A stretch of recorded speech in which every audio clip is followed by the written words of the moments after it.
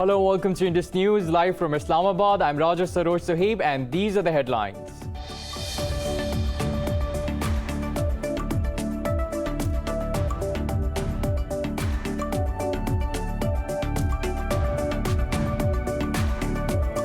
In Afghanistan, Taliban spokesperson Zabiullah Mujahid says the war has ended with the takeover of the Panjshir Valley. Addressing a press conference in Kabul, Mujahid reiterated promise of an inclusive Afghan government. He added that the resistance front gave negative answers when the Taliban tried to negotiate.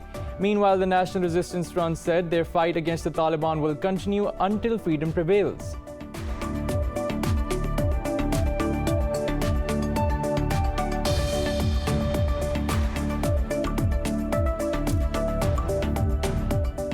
Pakistani nation is celebrating Defence and Martyrs Day today to pay tributes to the heroes of 1965 war with India. It was a momentous day in Pakistan's history when its armed forces thwarted Indian offensive. In their messages, President Arif Alvi and Prime Minister Imran Khan have renewed Pakistan's pledge of never compromising on its sovereignty and its principled stand on Kashmir.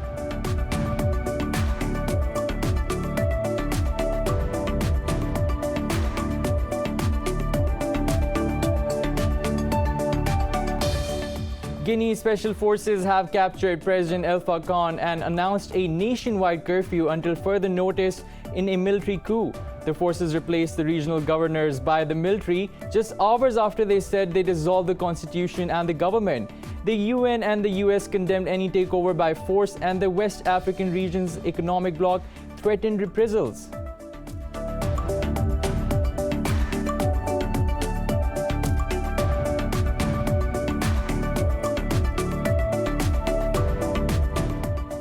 Hard-hit Mexico and Brazil have seen a drop in coronavirus numbers as both logged less than 300 daily deaths. Meanwhile, Pakistan has registered 57 new fatalities and over 3,600 infections in the last 24 hours. Globally, the COVID-19 death toll has reached over 4.56 million, while the case load is more than 220 million.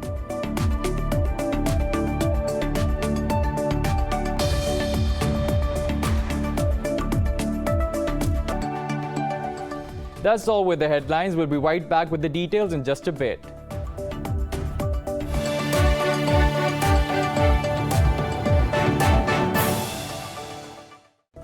Welcome back. Taliban spokesperson Zabiullah Mujahid says the Afghan war has officially ended with the takeover of the Panjshir. Addressing a press conference in Kabul, Mujahid reiterated the promise of an inclusive Afghan government. The Taliban spokesperson said they assured Pakistan that the Afghan soil will not be used against any country. Mujahid said regional countries including Pakistan, Iran, China and Russia would be invited to the interim government ceremony in Kabul. He called on former members of the Afghan forces to integrate with the new rulers. On Panjshir, Zabiullah Mujahid said National Resistance Front gave negative answers when the Taliban tried to negotiate. Meanwhile, the National Resistance Front said their fight against the Taliban will continue until freedom prevails. Earlier, the front said its spokesperson Fahim Dashti, a commander, General Abdul Wadud Zara, were killed in the conflict. Meanwhile, the US Secretary of State Antony Blinken has departed for Qatar and Germany to thank them for helping in evacuations. It overlaps with Defense Secretary Lloyd Austin's wider Gulf visit covering Saudi Arabia, Qatar, Bahrain and Kuwait. Reportedly, about 1,000 people, including Americans, are awaiting US State Department's clearance of their charter flights. Pakistan is celebrating Defence and Martyrs Day today to pay tributes to the heroes of 1965 war with India. It was a momentous day in Pakistan's history when its armed forces thwarted the Indian offensive.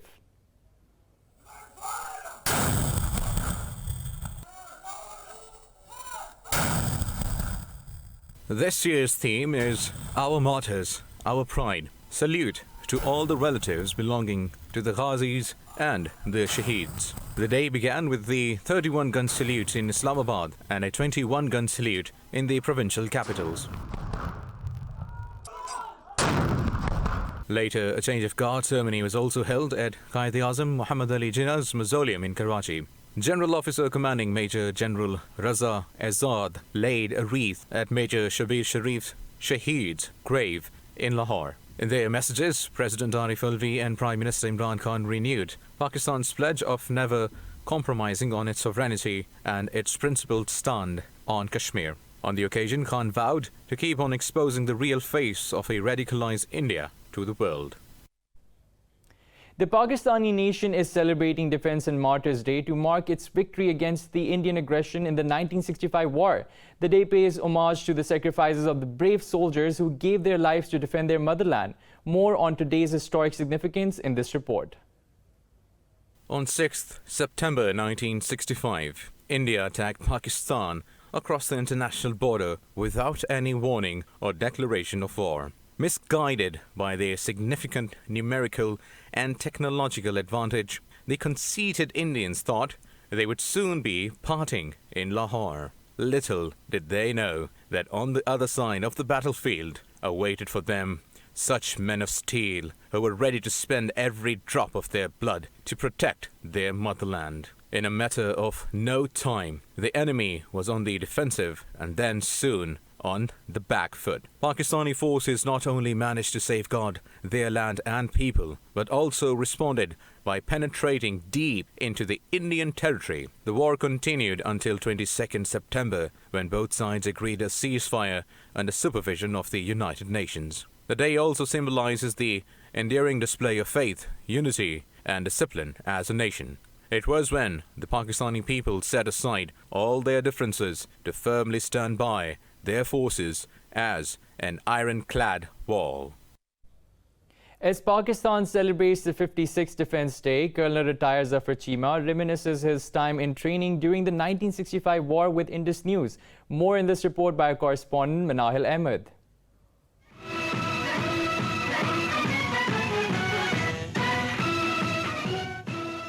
The 6th of September represents Pakistan's valiant armed forces who rebuffed the Indian attack with full vigor. Colonel retired Zafar Chima was in the Pakistan Military Academy when the Indian forces launched an attack without a declaration of war. He said during the war, the duration of his training increased to 15 hours per day in Kakul. The remaining period of the training in the PMA, we just underwent the military training, the drills, and the tactical studies and all. And our duration of sea training was increased from 12 hours to 15 hours. After completing his training, he was commissioned to his unit in the Sialkot Center where the biggest tank battle was fought. He said despite the ceasefire, the Indians tried to capture more area. Ceasefire had taken place, but still the enemy was still deployed and we were facing each other face to face. So during my stay at the border during the ceasefire, our unit officers used to do a lot of patrolling and we were safeguarding the border sea which was assigned to us, and it was in the Charwa sector. During this period in my unit, Indians tried a couple of times to capture more area. So we also attacked them and dislodged them. Chima said the morale and purpose of Pakistani forces were high enough to attain victory despite being outnumbered by the enemy. Manahil Ahmed, Indus News, Islamabad. The Indo-Pakistan War of 1965 saw the second largest tank battle of history since the Second World War. Pakistan won the Battle of Shawinda by destroying hundreds of enemy tanks and naming the battlefield the Graveyard of Indian Tanks. More about this historic encounter in this report. On 7th September 1965, the Indian side, comprising the 1st Armoured Division, 6th Mountain Division, and 2 other divisions, took control of the Sialkot border. At least 230 tanks that consisted of both the Centurions and Shermans were part of its forces. They planned to capture the Grand Trunk Road with an intent to completely cut off the Pakistani supply line across Wazirabad. However, Pakistan Army immediately responded with the 7th Infantry Division and the 6th Armoured Division in Chawinda. Majority of its tanks came from the 25th Cavalry, which was commanded by Lieutenant Colonel Nisar Ahmed. At this point in the battle, the Indian side outnumbered the Pakistanis by 10 to 1. Yet, For the next several days, Pakistani soldiers fought valiantly, successfully stalling the Indian advance despite being outgunned. Meanwhile, the country's air force also aided its ground troops by decimating several Indian tank columns and infantry brigades. The courage and strategic brilliance of Pakistani forces resulted in the retreat of India's 1st Armoured Division, subsequently seizing all its offensives.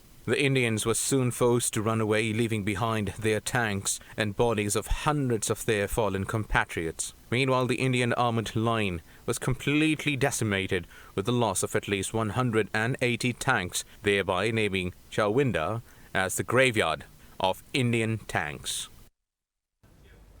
Now we have with us Lieutenant General retired Naeem Khalid Lodi, defense analyst from Islamabad. Thank you for joining us. Why do you think India chose the path of aggression in 1965? Thank you very much. I was just a student of class 6 and, a 13-year young boy, but the memories are so vivid and so clear. The way the entire nation, got gelled up and they stood before the aggression like a wall made of steel. Why did India, opted for this aggression is very well understood. It is a part of the history. Actually, it all started once, there was some little uprising in Kashmir because of some event. And because in those times it used to be ceasefire line and not, line of control. So it was not sacrosanct. So some of our, soldiers, they went to help the Kashmiris across in Kashmir. But, it didn't really succeed much because, so in retaliation, India attacked Azad Kashmir. That was a big attack. So our operation was Operation Gibraltar, where we had sent few people inside Kashmir. They came with a proper attack on Kashmir. So we had to do something for it. So we went for Operation Grand Slam, which was again in Kashmir. So these things were happening within Kashmir. But once India saw that they will not be able to contain the this battle and this war within Kashmir, and they were losing it. So they decided to cross international border. Actually, the war starts once you cross international border. That was 6th of September, night 5th September. So many of our youth, they don't understand. They say that we had started the war. My dears, that was a ceasefire line. It was not sacrosanct. Small attacks used to happen this way and that way. But this time, because they started losing once our forces were moving towards Chamjodiya and towards Akhnur, which was all part of Kashmir. And that was the legitimate, you can say, battles. But then they started this crossing the ceasefire line. And they had made a very grand plan. And that grand plan was to capture Lahore, to capture Sialkot, and then go up to the junction of Wazirabad so that they can cut the railway line, they could cut the GT road. But all that in vain, we can talk later on. But you asked that why did they attack? This was the reason which I have just narrated to you. All right, General Lodi, now how did Pakistan manage to defeat an army many times bigger and better equipped at that time? Right. This is a question, I think, which must be analyzed, which must be discussed, and especially our youngsters, the people of today, they must know that it has never been, if you look, because I am a student of military history, it has never been that the preponderance of materials, they have, ensured success in wars and battles. Of course, it is important.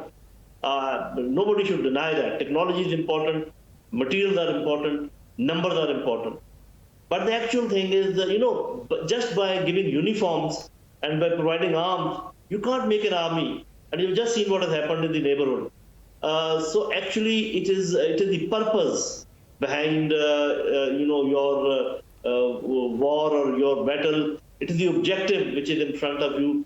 And above all, the spirit and the morale, which actually is the driving force, for such, whenever you go to war and you face the enemy. And especially in case of Muslims, their concept of shahadat and the concept of jihad is so potent, that it can really overcome many times bigger enemies and many times stronger in terms of material. So they had 3-4 times larger, 3 times at least larger army. They had 3-4 times larger air force and also double or triple the navy. But later on, if you ask a question, I will tell you what actually happened. So it was this spirit and spirit of jihad, spirit of martyrdom, which could not have stopped any by any army, however strong it could have been. So if you ask me that why did we, how did we manage this? So these are the things that by the grace of Allah, our army and our people of Pakistan still possess this spirit. So our enemies must know that what they are against. General Lodi, what is the reason behind India's jingoistic mindset? Do you believe it is getting worse? Yes, I think it is more because of fear. Because if you see that, Sayyid Gilani Sahab died 2 days earlier. So it was a normal death, natural death of a 92, 93 years old man. Of course, he was a great leader. He had jailed all the Kashmiris under his leadership. But their fear was so big and, so deep-rooted, they didn't even allow the family to arrange for his, burial the way it should have been, because he was a great leader. But in spite of all their efforts, his body was still wrapped in Pakistani flag and, then buried. So this shows that they have some apprehension and they have some fear in their mind and in their heart. And that is why I always say that they will not be able to sustain this onslaught of freedom fighters, the freedom struggle. It is just a matter of time.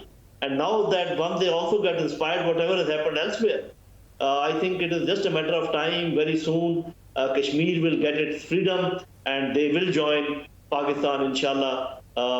We just have to count few years, a few months, nothing more than that. All right. Now, Indian news pundits say Pakistan's armed forces cannot hold India off after 24 hours of conventional war. Is there any truth to that? No. I mean, if you look at the history, okay, we are talking about 65 war. I told you what they wanted to do. They wanted to capture Lahore. They wanted to capture Sialkot and go up to, and they could not actually cross BRB, canal, which is the front line canal, just close to the border. They came, into some areas of Sialkot, but then they were pushed back. So, and they were 3-4 times larger than. What happened to them once, February 19, when, our Air Force, they showed them the real grit of our Air Force. And whatever has happened elsewhere, how the Muslims fight, what is the spirit behind whenever a Muslim fight a Muslim army, or whenever they come across any challenge. So they should have learned their lessons, and saying such things that we cannot, if they are so confident, what are they waiting for? I mean, according to them, we are creating a lot of trouble for them, and according to them, of course, it is not true. So why are they waiting? Why don't they come and finish this thing in 24 hours? I'm one of those who's waiting, who's praying that they should do a mischief, and then let them see what comes in response. They will lose everything. Not only Kashmir, occupied Kashmir, I think they will lose large parts of India if they ever try to do anything of this sort. Right. Lieutenant General Retired Naeem Khalid Lodi, thank you for your time. Earlier, defense analyst Fahad Masood was our guest in studio with Munib Hamid. And questions for Fahad Masood. Now, for more on this, we have in studio with us Fahad Masood, international security analyst with extensive aviation experience. And we are going to ask him to take us back to 1965, first of all, 6th of September, just to reprise our audience what really happened with India on that day.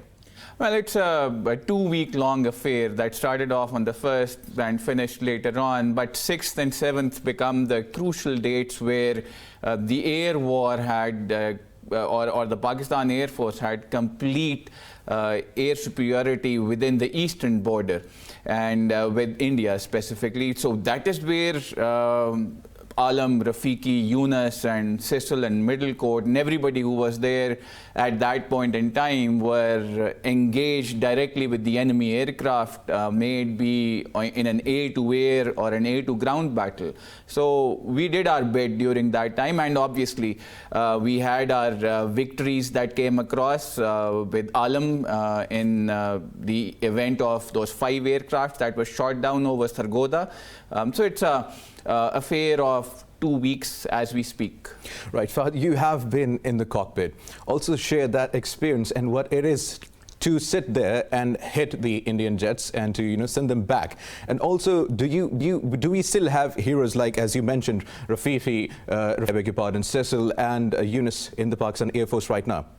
Well, with my own experience, I have some amount of military fighter flying experience since 99. But what I would like to take back is, once again, as an analyst on this whole situation, that the time once this thing was taking place, if we look into the context of things, we were in a domain of both CETO, CENTO, and a lot of other things going across globally.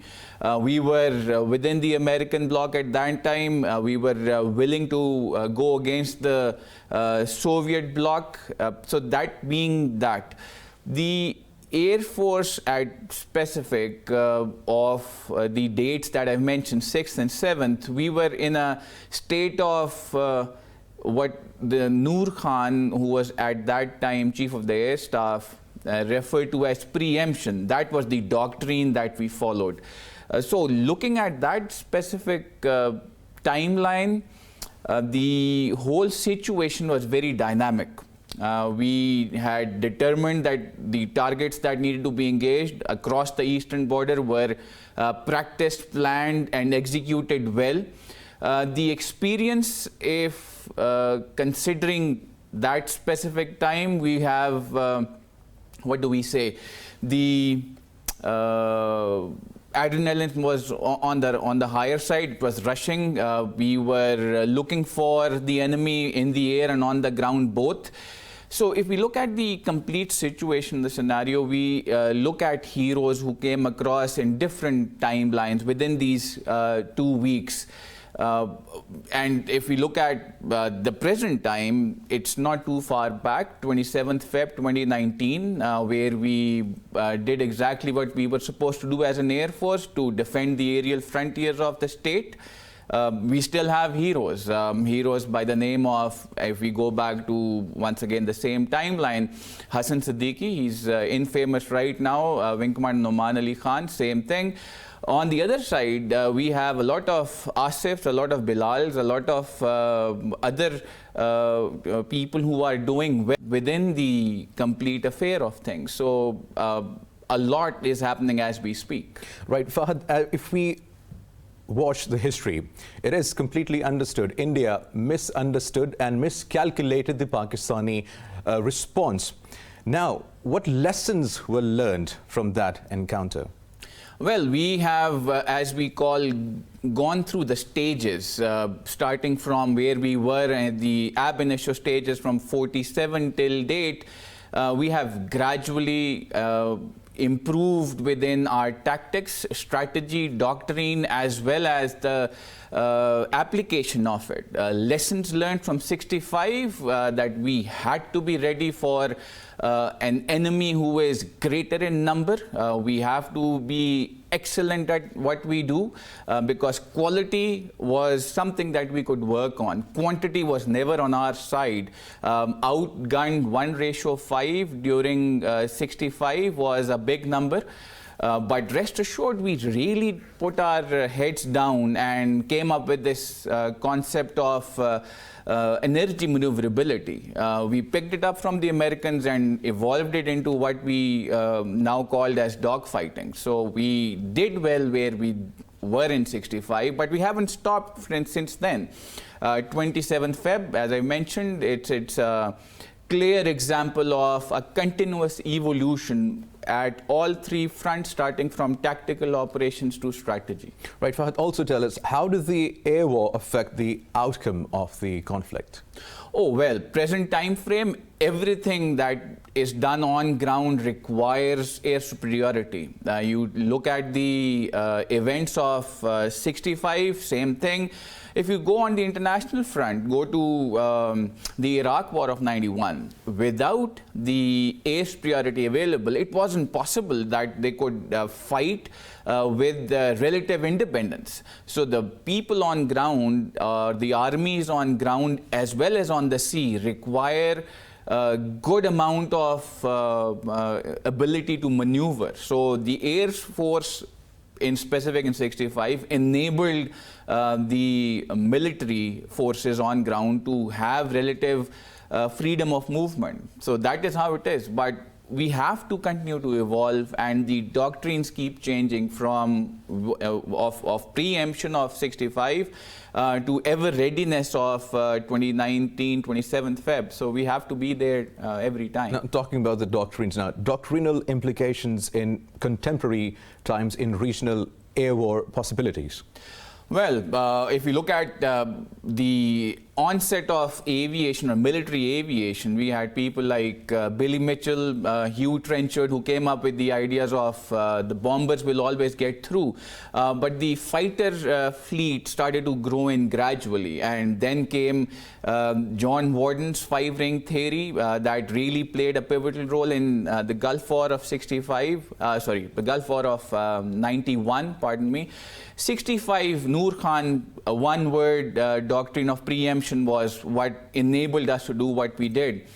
But where we stand today, contemporarily, there is this very important doctrine of SPOT. SPOT stands for Strategic, Persuasive, Oriented Targeting, where you hit the enemy where it hurts.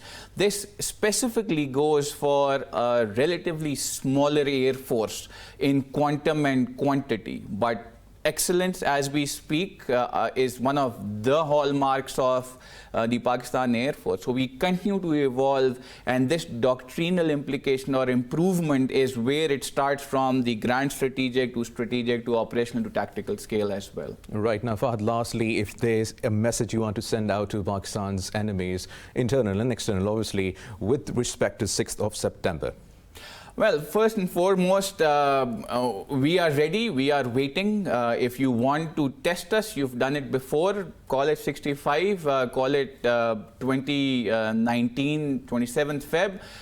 We are in the air, no matter where you come from, you call it the Eastern or the Western Front. We are ready, we are able, and we are waiting.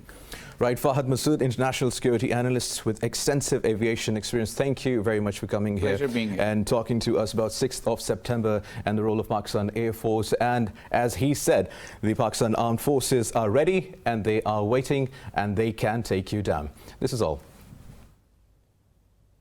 Moving on, Guinea's special forces have captured President Alpha Khan and announced a nationwide curfew in a military coup. The forces say they have dissolved the government and the constitution, and the military has replaced the regional governors. The elite army unit head Mamdi Dembayo said poverty and corruption drove his forces to remove the president. Appearing on the state television, he said Guinea's land and air borders have also been shut down. In a statement, outgoing ministers and heads of institutions said they are invited to a meeting in Parliament. The UN and the US condemned the event and rejected any takeover by force, while the West African region's economic bloc threatened to impose sanctions. Hamas has called for stepping up protests against Israeli settler incursions in occupied East Jerusalem. This comes as Israeli right-wing groups asked settlers to force their way into Al-Aqsa Mosque to mark Jewish holidays. In a statement, Hamas spokesperson said the intrusions are guarded by the occupation army and police. The spokesperson said Palestinians must escalate activities in a bid to reject these aggressions.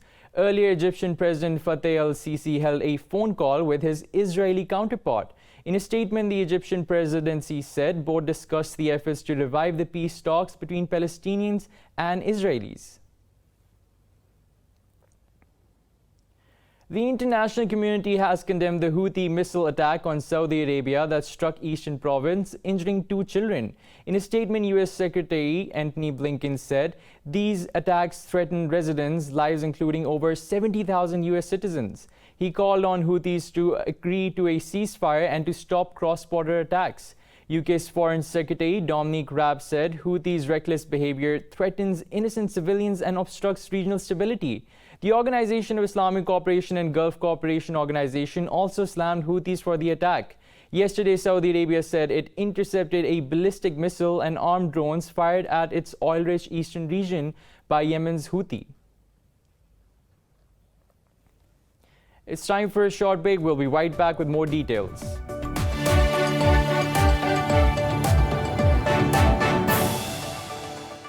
Welcome back. Hard-hit Mexico and Brazil have seen a drop in coronavirus numbers as both logged less than 300 daily deaths. Globally, the COVID death toll has exceeded 4.56 million, while the caseload is over 220 million. More in this report. Despite over 5 billion COVID-19 vaccine doses administered globally, many countries continue to face steep increases in infections and deaths. The World Health Organization chief says almost 75% of these doses have been administered in just 10 countries. Tedros Adhanom says the largest producer of vaccines, G20, holds the key to achieving vaccine equity and ending the pandemic. He made these remarks at the G20 Health Ministers Conference in Italy. Italian Health Minister Roberto Speranza reiterated Adhanom's words. Oggi ci sono diseguaglianze molto. Today, there are very strong inequalities between the richest and the most advanced countries, which now have very significant vaccination rates and continue to progress. And then there are countries that have fallen behind. The commitment of the Pact of Rome, on which we are working, is to create the conditions for vaccines to be a right for all and not a privilege for the few. In Amsterdam, thousands of people staged a protest around Dam Square against the coronavirus restrictions. In the U.S. state of Texas, over 14,000 people are hospitalized, just below a record set in January as a winter wave wreaked havoc across America. States' rural health facilities are being forced to keep patients they are not equipped to care for. Over in the south, after months of stalled attempts to obtain the vaccines through COVAX, Venezuela is finally set to receive the first batch. This week, the first vaccines from the COVAX mechanism will arrive. We hope the COVAX mechanism will accelerate so that in October, we'll receive all the vaccines to vaccinate an estimated 6 million of Venezuelans with the COVAX mechanism. In Vietnam, the health ministry says Ho Chi Minh City and capital Hanoi must vaccinate all of their adult residents with at least one shot by September 15th. Meanwhile, New Zealand has announced to ease COVID-19 curbs in all regions outside Auckland from midnight on Tuesday. Meanwhile, in Pakistan, 57 more people have died of COVID-19 in the past 24 hours. The health ministry says the nationwide tally of deaths has climbed to 25,232. It said the positivity rate fell to 6.32%, with 3,613 new infections reported overnight. Health officials say over 92,000 cases are active, of which about 6,500 are critical. Pakistan has registered over 1.18 million coronavirus cases so far. Meanwhile, more than 1,064,000 people have recovered.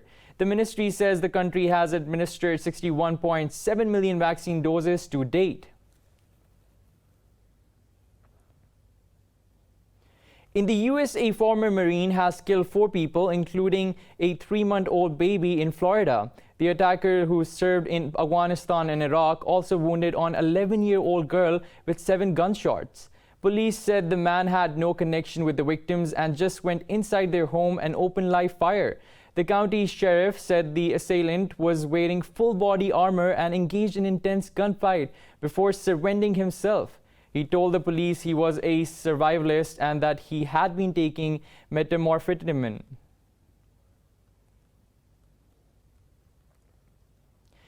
Every year, Bolivians clear cars out their streets to celebrate Pedestrians' Day. What purpose it serves in this report. Bolivian pedestrians reclaimed the streets of their capital city as the Andean country celebrated the pedestrians and cyclists by banning all vehicles from the roads. In La Paz, the city's normally congested streets and thoroughfares were cleared of cars and turned into playgrounds for street artists, performers, and various sport activities. The event encourages people to explore alternative modes of transport.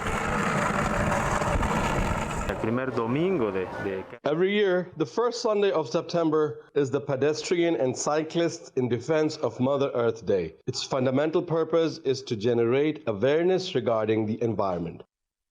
The car-free event started 22 years ago in Cochabamba, one of Latin America's 5 most polluted cities. It has gradually taken root across the country by 2011. It had become so popular that Bolivia's legislature declared a yearly Day of Pedestrian and Cyclists in Defense of Mother Earth.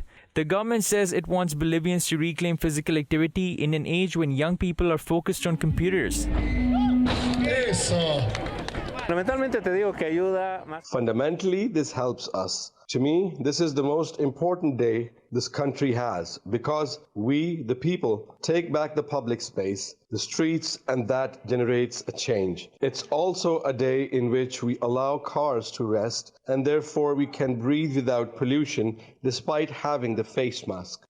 Environment experts say the difference in air quality is noticeable. They say air pollution drops by 60% because 70% of contaminants come from vehicles. Bull running returns to Spain as the country holds its first festival since the start of COVID-19 pandemic. More in this report. 10 bulls charged through the streets of Huelasica de la Sagra in pursuit of hundreds of runners, marking the return of the iconic fiesta. Although Ernest Hemingway immortalized the bull running festival in Pamplona, other towns across Spain hold these festivals. However, they were prohibited last year as the country brought in tough health restrictions. We haven't run in 2 years, so our legs and our mind don't respond in the same way. But it's good. Very excited to be back. Hopefully, other villages will do the same and we can continue celebrating through the Sagra area, Madrid region, and Spain. In order to comply with health restrictions, up to 900 runners are allowed to race against the bulls each day during the week-long festival. Meanwhile, the crowd has been limited to 1,300 people per run. Nobody was injured during the first run in this village lying 65 kilometers south of Madrid. It's gone really well, and knowing there are regulations and people that respect them, then all kinds of bull running and bullfighting events can be held. Without fear and following laws and regulations, it can be done. Opposition to bullfighting and bull running fiestas has increased in recent years as Spanish society remains divided over the topic. A 2020 poll by Electomania found that 47% Spaniards backed banning bullfighting while 18.6% opposed prohibition, whereas 37% oppose bullfighting but still do not want it to be banned.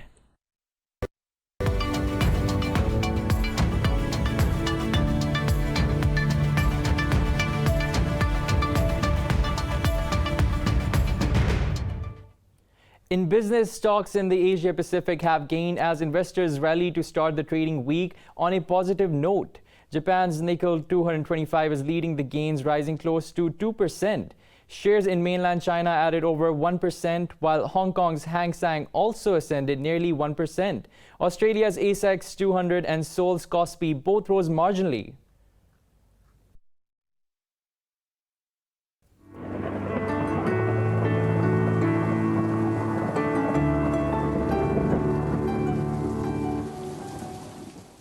It's time to have a look at the weather situation around the globe.